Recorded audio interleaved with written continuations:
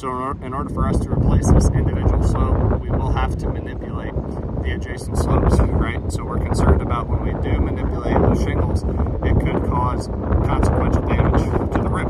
So forgive me, it's pretty windy. I'm trying to make sure this camera doesn't fall over. What I'm going to do is I'm going to lift this shingle right here 3 times to the height that we would need to lift it to in order to manipulate shingles. If we go to, you know, slide something in underneath or replace a shingle, right, we have to manipulate it. So I'm going to start by breaking the seal. Alright. So we broke the seal. Now I'm going to lift this shingle. If we're going to manipulate adjacent slopes, it's got to be lifted that high, right, in order to get a flush nail or something like that. Okay?